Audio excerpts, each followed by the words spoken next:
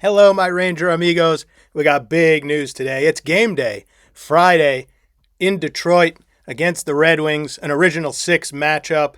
Should be fantastic. Rangers on the road. They've been great. Red Wings at home. They've been great too. Hi, everybody. This is Rangers Daily. I am your host, Todd Werwa, right here on YouTube every Monday through Friday.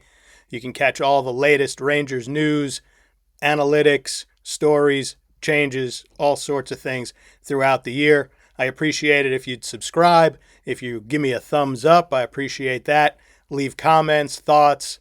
It all gets read. It all gets ingested in here. And every now and then I give somebody a shout out. So please do all that. You can also engage with me on X and on Instagram at Todd Werwa Media. The spelling is right there at the bottom. Easy to say, easy to spell. My last name, it's easy. It's just like it sounds. Anyway, the big news, our top story of the day. Artemi Panarin has gone bald. Yeah, I know a little something about that. Well, he hasn't gone bald and lost his hair. He shaved it all off like he did back in 2023. Thought this would be a little fun thing to lead with. He said, I had to change something. Next step is a left-handed stick for me. Well, hopefully we don't get to that point. He had a phenomenal year with the shaved head in 23-24, had 49 goals, 71 assists, only 120 points, and he was a plus 18. So maybe this change will lead to a little bit of high scoring, something we haven't really seen from him but for one game this season. You know, bald Panarin is the best Panarin. So far this season, he's only got 2 goals, 5 assists. He's also a -5. He's gone 6 straight without a point. It's the longest stretch of his career. It's been interesting. He had a good interview with The Athletic. He talked about contract talks being stalled, and he said because of missing camp and the injuries and all that, he said he started getting frustrated early, or frustrated right away, and then it kind of goes into the contract and all that stuff in my head. It sounds like there's a lot going on in his head, lack of confidence, not being signed, feeling like he has to perform in a contract year. So hopefully he'll turn it around. Hopefully this little lighthearted thing will kick off some better play. It's fun, and, you never know, right? Hockey players do strange things, and sometimes it works. You just never know. We talked about there possibly being line tweaks, and it looks like Mike Sullivan at practice on Thursday did just that. Panarin, Zibanejad, Miller, the three stud line, or whatever you want to call it, the 3 veteran scorers line, seemingly is no more.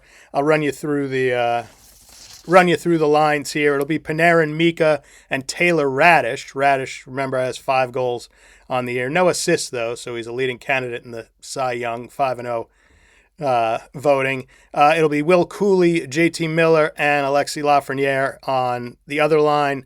Shiri, Laba, and Brodzinski. So Brodzinski looks like he's moving up.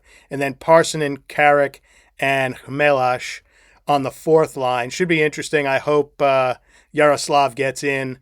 He sounds like he's looking forward to the opportunity. He's done great in Hartford. He's looking to throw his weight around and make defensemen fear when he takes them into the corner. Should be good. I read some good stuff about him. And, we saw what happened when Brennan Othman got put in the lineup for a game. Hopefully this goes a little better for a Hartford call-up and he gets a little more extended time. It looks like Edstrom is the likely one out. Didn't play great against Carolina. Has he lost a little mojo since Rempe has been out? Don't know, but give him a little mental break. Call up one of the kids, a big kid as well. Vakanainen and Trocheck are making the trip to Detroit, but Mike Sullivan was pretty adamant in saying Trocheck not playing. But he was at practice doing a little more, still in the red non-contact jersey. So back on the ice, doing more. His return is imminent. When it'll be, not sure yet, but I think it's a good thing to have Vinny Trocheck around the team, being on this quick trip just to Detroit and back. But I think it's good to have him around. That's a bonus in the room, so to speak. I think that's good. The D pair looks like Connor Mackey may slot in for Matthew Robertson. Mackey was in there quite a bunch, and Robertson was sort of rotating around. So we'll see how that plays out as well. Line tweaks necessary at this point. I don't think they're throwing spaghetti on the wall, but got to mix it up a little bit. Just wish they listen. We all pine for either Gabe Perreault or somebody like that up in the top six, but let's give it some time. Let's see what Cooley and Lafreniere can do alongside JT Miller. There are also some power play nuggets from practice. Will Cooley moved up to be the net front presence on power play 1. Lafreniere goes to power play 2. Sullivan, at least that's the least of what he can change. I don't think you can take Breadman off the top. I wish they really had Mika Zibanejad in a great place for one-timers on the power play. He hasn't gotten as many, I think, as a lot of people expected. So for now, PP1 is Fox, Panarin, Miller, Mika, and Cooley. Power play 2 is Schneider, Laffy, Brodzinski, Sheary, and Radish.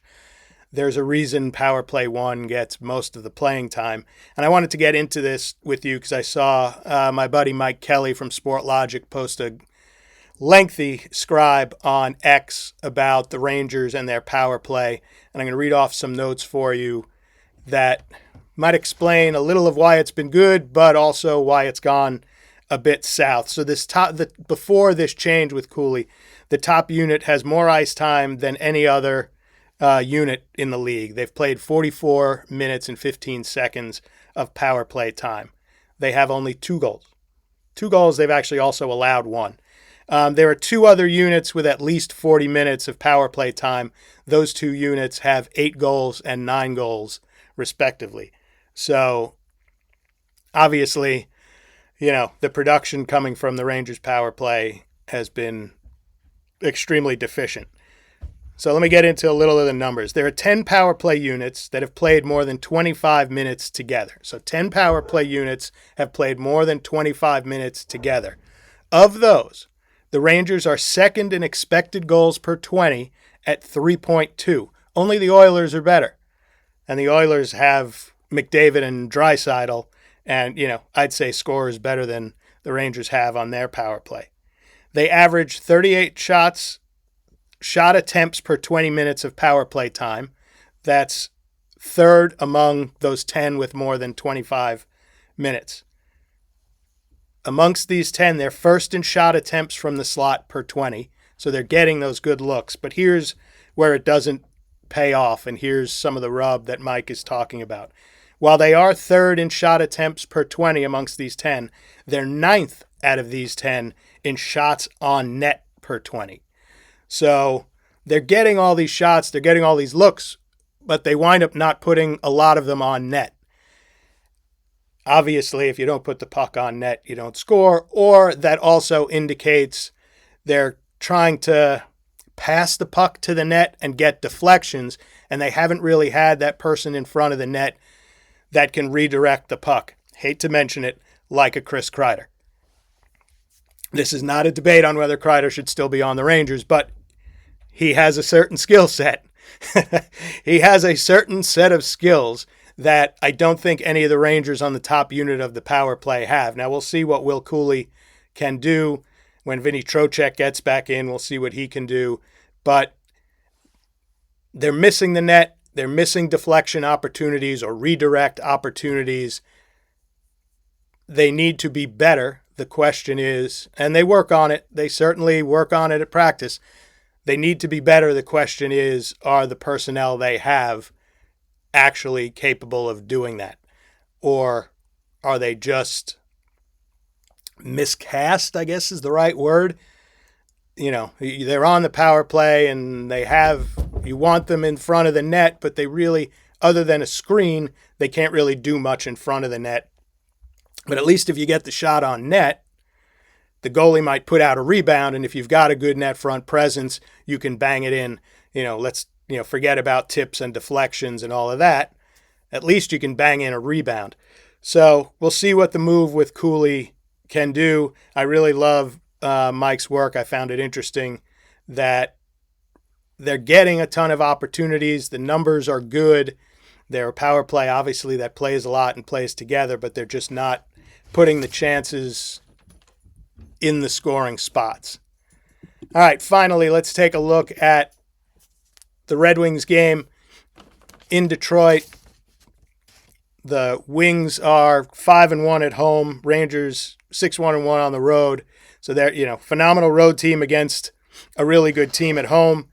Detroit has a couple of weird statistical anomalies that I find interesting. Hopefully you do too. It may all be coincidence this early in the season, but they score an even 3 goals a game, but they also allow an even 3 goals a game. Their shot attempts for are 27.7. Their shot attempts against are 27.6. The power play, I just find some of that interesting that they're very, they're 50-50. Their power play entering Thursday ranks 10th at 22.7. That's about double the Rangers' power play. Their penalty killing is 87.2. That's 5th in the league. Dylan Larkin leads them in points with 8 goals, 10 assists. He's had a phenomenal start to the year.